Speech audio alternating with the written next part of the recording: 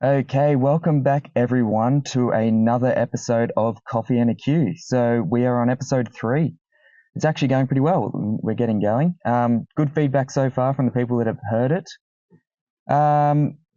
So first episode we went over what did we go over? We went over the overtraining. So it was more of a training cue. Second week was a form cue where we went over overstriding. So we had overtraining, then overstriding. This week will be more of a mindset cue, which will be quite important. So what it will be, which you saw by the title, is I am fearing my workouts. What do I do? Which is a pretty big one. Before that, let's go over, obviously it's coffee in a queue. Today, McCafe, Macca's coffee. It's always that sort of thing. Is it going to be good today? Is it going to be bad today? Or is it just going to be what it normally is, which is just, it's a coffee, it's fine. Cappuccino today, not a flat white. It's closer to being bad than being good, but it's around that fine area. So it's okay. I'll sip on that throughout. So we had a running technique workshop on Sunday. First ever Run Sharp technique workshop. It was free, this one. I reckon we got about 20 people rock up, which is great. We went over all the things, these cues that will be coming up in the next weeks of these and months and however long of this podcast that will all be covered. That all was happened in a 1 hour period. Now, I think these people got some good benefit from it. It's a huge task trying to give all these golden nuggets in an hour. But if they walked away with just one or two cues or, these golden nuggets of information that can help them out, then I did my job. But that was pretty cool. So anyone that is local that listens to this, make sure you come to the next one because that's pretty important. Now, nobody guessed the location of last week's episode. I'm not going to give you a chance to guess this week because I'm in my car. It doesn't really matter. So there's no challenge for this week. Just listen and challenge yourself to use these sorts of things.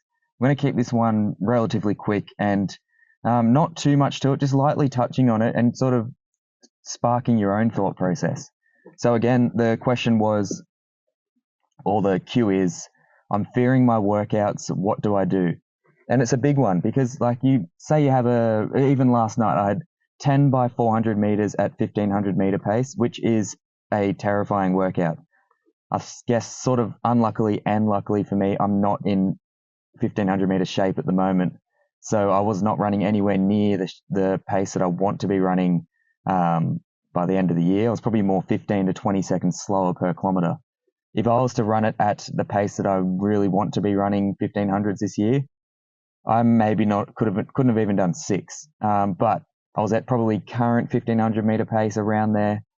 Managed to get 10 done, but that was the whole time before, and it was on a 2 minute 30 cycle, so I was getting just over a minute rest.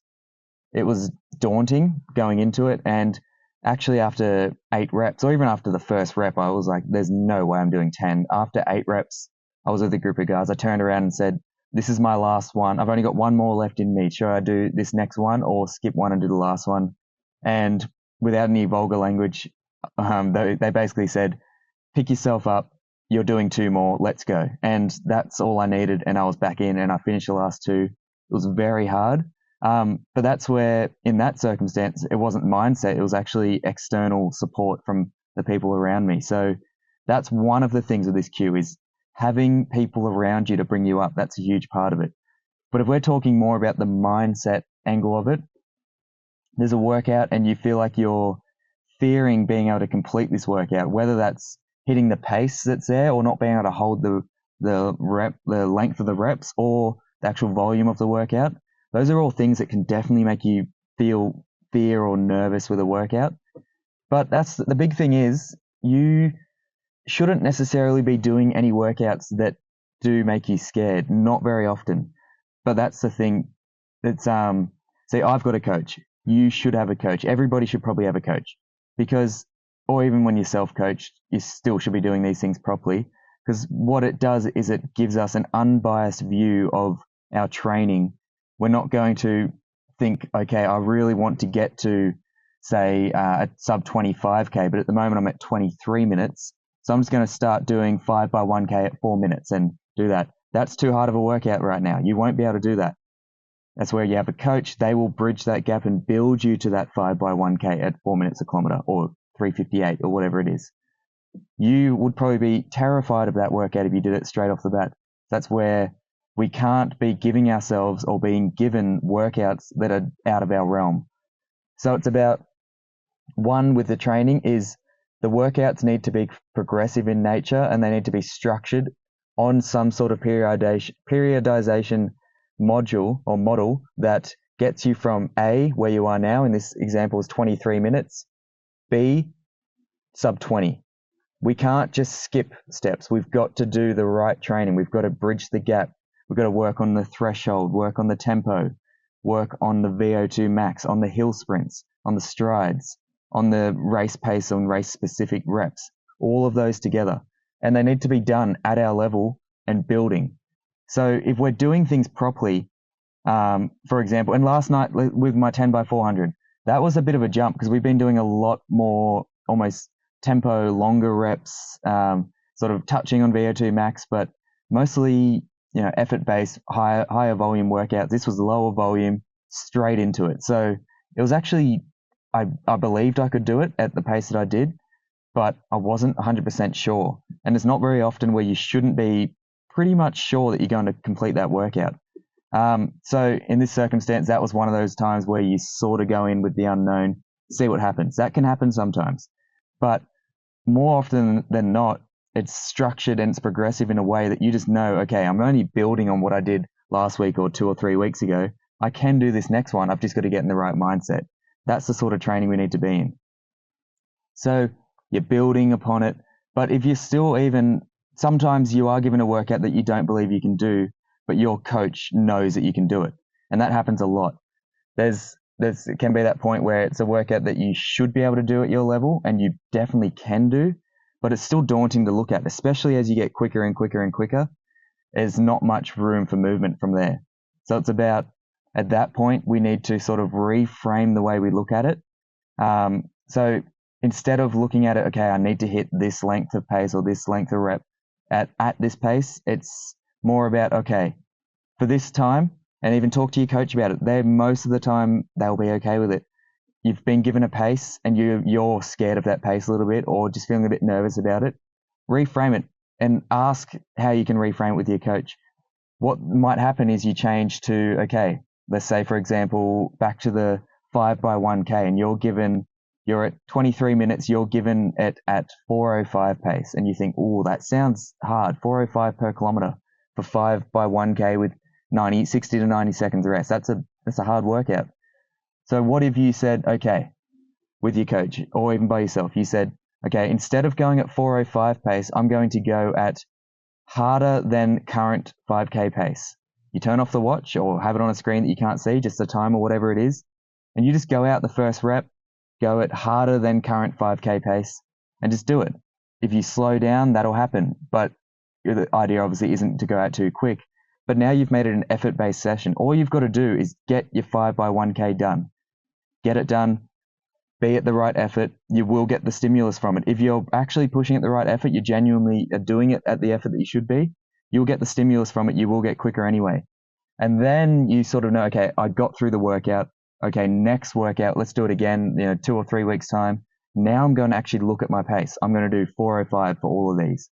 And you can also look back at the data of the pace or the session you did off feel and see, did I go really quick at the start and then back off during the rep and slow down? And you can work on these weaknesses and address those in your training.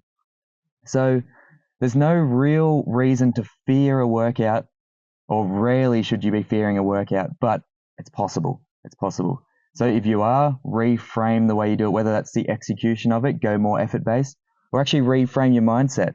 You might come up with some sort of a mantra or some cues for yourself about what you're going to focus on during the rep, or maybe the way that you break up a workout. If it's 10 400s, let's go into 5x2 400s, or 3x3 400s, and the last one's for free. And you break it up in those different ways, or just go one rep at a time.